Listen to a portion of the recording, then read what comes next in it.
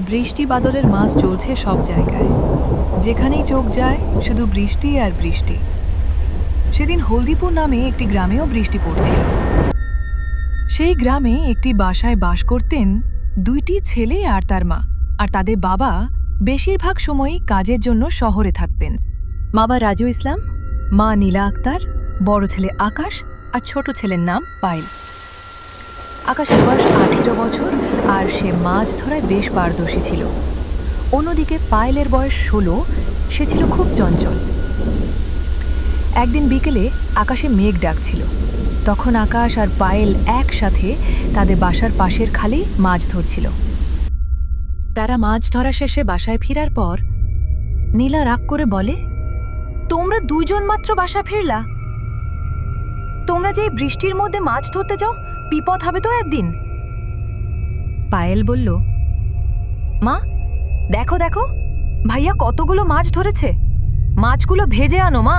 এরপর রাত্রে তারা একসাথে খেতে বসে খাওয়ার সময় হঠাৎ পায়েল বলল, ভাইয়া তুমি না বলেছিলে আজকে রাত্রে মা ঘুমানোর পর আমাদের বাড়ির পাশের খালে মাছ ধরতে যাবে? এই কথা শুনে নীলা রাগান্বিত অবস্থায় বলল, আজকে যদি তোমরা বাহিরে যাও তাহলে তোমাদের পা ভেঙে হাতে ধরিয়ে দিব বলে দিলাম। খাওয়া শেষ করে তারা দুই ভাই তাদের রুমে আসে ঘুমানোর জন্য। রুমে ঢুকেই আকাশ পায়েলকে রাগান্বিত অবস্থায় বলল, তোর পেটে কি কোনো কথাই থাকে না?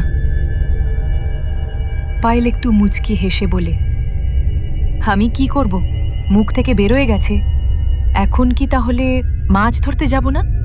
আকাশ বলল, মাছ ধরতে যাব, কিন্তু আমি একা, তুই ঘরেই থাকবি। পায়েল বলল, আমিও যামু, যদি নিয়া না যাও তাহলে আমি আম্মুরে সব বলে দিব। আকাশ বলল, আচ্ছা আচ্ছা ঠিক আছে, তুই ওর সাথে চলিস, এখন ঘুমা। আকাশ আর পায়েল ঘুমিয়ে পড়ে। সকালে পায়েল ঘুম থেকে উঠে এবং দেখে তার পাশে আকাশ নেই। সে বুঝতে পারে তার ভাই তাকে একা রেখেই মাছ ধরতে গিয়েছিল। ঠিক তখনই আকাশ বাসায় চলে আসে। তার শরীর জামা কাপড় সম্পূর্ণ ভেজা ছিল।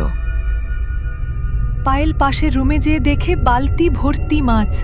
তখন তার মা এসে বলল, তোমাদের না বলেছিলাম রাতে মাছ ধরতে না যেতে, তোমরা তারপরও গিয়েছ? পায়েল বলল, মা আমি তো যাইনি, ভাইয়া একাই গিয়েছিল। তার মা বলে, আচ্ছা ঠিক আছে, এখন বাহিরে যাও, আমি রান্না করব।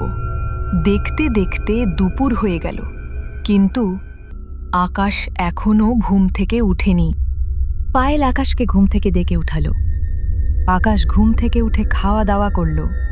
খাওয়া দাওয়া শেষ করে আকাশ আবার ঘুমিয়ে পড়ে। দেখতে দেখতে রাত হয়ে যায়। আকাশ তখনও ঘুমাচ্ছিল। তখন পায়েল বিষয়টা তার মাকে বলল, মা ভাইয়া সেই সকাল থেকে ঘুমিয়েই আছে, তার কিছু হয়নি তো? নীলা বলল, আরে সারা রাত মাছ ধরেছে, হয়তো ক্লান্ত তাই ঘুমিয়ে আছে, যাও তুমিও যেয়ে ঘুমাও। পায়েলও ঘুমিয়ে পড়ে। পরের দিন সকালে পায়েল ঘুম থেকে উঠে দেখে তার ভাই এখনও ঘুমাচ্ছে। পায়েল বাইরে চলে যায় তার বন্ধুদের সাথে খেলতে। দুপুর দিকে বাসায় ফিরে এসে দেখে তার ভাই এখনও ঘুমাচ্ছে।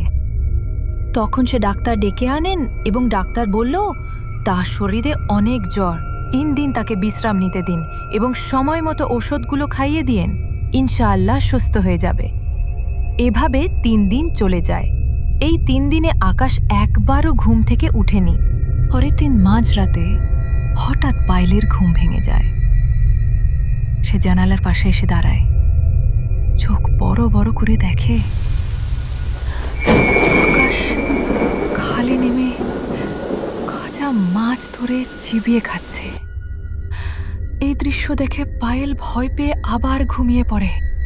পরদিন সকালে পায়েল দূর থেকে চিৎকার করে বলল, কে কে তুমি? আমার ভাইয়া কোথায়? কি করেছো তার সাথে? আকাশ এসে বলল, কি বলতাছোস, পাগল হইয়া গেছস তুই?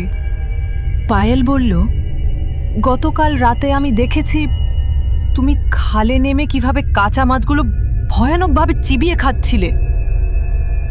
আকাশ বলল, ওহ তুই দেখে ফেলেছিস সব। যাক, ভালোই হয়েছে, এখন আমার সামনে থেকে যা। পায়েল চিৎকার করে বলল, দেখো, তুমি যদি ভাইয়াকে ছেড়ে না দাও, আমি কিন্তু আম্মুকে সব বলে দিব। আকাশ গর্জে উঠে বলল, তুই যদি কাউকে কিছু বলিস, তোর ভাইয়ের ঘাড় মটকাবো আমি। পায়েল ভয়ে ভয়ে বলল, আমি কাউকে কিছু বলবো না, আমার ভাইয়া কি কিছু করবে না, দয়া করে। পায়েল ভাবল, মাকে যেভাবেই হোক জানাতে হবে বিষয়টা। সে রান্নাঘরে তার মাকে বলতে যাবে, ঠিক সেই সময় রান্নাঘরের দরজার সামনে ভয়ানকভাবে তাকিয়ে থাকে আকাশ। পায়েল আর কিছু বলতে পারেনি, চুপচাপ চলে যায় সেখান থেকে। সেদিন রাতে পায়েল মাঝরাতে ঘুম থেকে উঠে এবং তার ধারণা অনুযায়ী তার ভাই তার পাশে ছিল না। তাই তার সুযোগ, সে তার মাকে দ্রুত ডেকে নিয়ে আসে জানলার সামনে। তার মা আর পায়েল জানলা দিয়ে দেখল, আকাশ খাল থেকে মাছ উঠিয়ে কাঁচা খাচ্ছে। মিলা পায়েলকে বলল, তুই এখন ঘুমা, কালকে সকালে দেখছি বিষয়টা। পরের দিন সকালে তাদের বাবা রাজু চলে আসে শহর থেকে, কারণ গতকাল রাত্রে নীলা সব কিছু তাকে বলেছিল ফোনে। রাজু রুমে এসে দেখে আকাশ ঘুমাচ্ছে। তোমরা চিন্তা করো না, আমি হুলুরকে জানিয়ে দিয়েছি বিষয়টা, সে সন্ধ্যাবেলা আসবে। পাশের রুমে থাকা আকাশ সব শুনছিল আর ভয়ানকভাবে হাসছিল। সেদিন রাতে হুজুর আর আসেননি। পরদিন সকালে হুজুরের বাড়ি গিয়ে জিজ্ঞেস করলে হুজুর বলেন, আমি রওনা হয়েছিলাম, তখনই শয়তানটা রাস্তা এসে দাঁড়ায় আর আমার দিকে গাছের ডাল ছুঁড়ে মারে। আমি পায়ে ব্যথা পাই, তাই আসতে পারিনি। তবে চিন্তা করো না, আমি বড় হুজুরকে বলে রেখেছি। রাজু দুপুরে বড় হুজুরের বাড়িতে যান, কিন্তু বড় হুজুর বলেন, দুঃখিত বাবা, আমি যেতে পারবো না, আমাকে মাফ করো। রাজু হতাশ হয়ে বাড়ি ফিরে আসেন। কিন্তু সন্ধ্যার দিকে হঠাৎ করে বড় হুজুর তাদের বাড়িতে হাজির হন। আকাশ তাকিয়ে অবাক হয়ে বলে, তুই না বললি আসবি না, তবে এলি কেন? বড় হুজুর হাসে, তুই যাতে আমাকে রাস্তায় বাধা দিতে না পারিস, তাই বলেছিলাম আসবো না।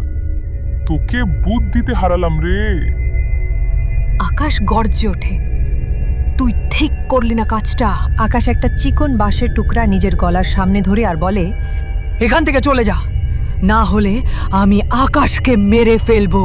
বড় হুজুর তখন বললেন, আচ্ছা আচ্ছা, ওর কোনো ক্ষতি করিস না, আমি চলে যাচ্ছি, কিন্তু এত দূর থেকে এসেছি, এক গ্লাস পানি তো পান করতে দিবি। আকাশ কাপা গলায় বলে, ওই হুজুরে পানি পান করায় বিদায় করো। হুজুর পানির গ্লাস হাতে নিয়ে হেসে বললেন, আবারও বুদ্ধিতে হেরে গেলি তুই। এই দেখ, এখন তুই আমার পানির গ্লাসেই বন্দি।